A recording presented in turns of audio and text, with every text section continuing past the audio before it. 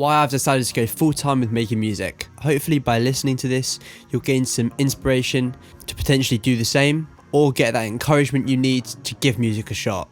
I decided to go full-time with music after I finished my uni degree. For a bit of context, I started producing around the age of 14 when I was at school. I continued producing music as a hobby kind of throughout school, on the side, but kind of producing more and more as time went by, all the way up until I went to uni at the age of 18. I studied a course completely unrelated to music. It was Ancient History and Archaeology, and I finished that 3-year course in June of last year. During those 3 years, I really struggled to make music. I'd do a bit between years kind of in the summer, but I was never really able to produce that much. And the whole time I was kind of thinking, like, this is what I want to do post uni. I really want to make this my full-time job, even though I'm not studying anything to do with it. I just knew that that was what I wanted to do. So I took that summer off after I finished those 3 years of my degree and decided to go full-time with making music in September. What's crucial to know here is that by going full-time, it wasn't me deciding I had enough money to live off just from making music, so now I could give it my full attention.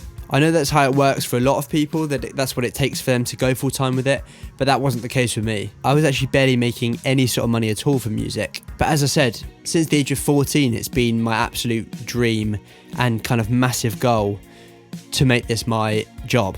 And so I had that kind of confidence, and still have that confidence now, to believe that I can get to the place where it is my full-time income. So because I was coming out of uni and living back at home, I felt it was, and is still, the right time to give it a shot and give full time in terms of the amount of hours I spend on music. However, that being said, I've also been working for a food delivery company, which shall remain nameless, 2 or 3 evenings a week, just to earn a bit of money there and keep me ticking over while I spend most of my time on music and trying to build up my income. And that has been crucial, because I wouldn't have been able to pay for just anything at all if I hadn't done that on the side, as well as having a full-time job on music. So that bit of income is really crucial. But what's important to know is that I'm full-time with music because I spend probably just under 50 hours a week on music, but I also have a job that I do in some evenings to earn me income which I don't yet earn from my full-time job. So my situation kind of sounds a bit backwards, and this isn't to show off or try to impress you with how much I work or whatever. In fact, if you've seen some of the content I post on social media, you know how much I hate that sort of thing. It's to show you just the reality of someone who's trying to make it as a music producer, to be transparent and real about the situation I'm in and how I'm trying to make it and how it's working for me at the moment. Now, I'm earning a lot more than I was when I started, because when I started I wasn't making anything, so that's obviously great progress.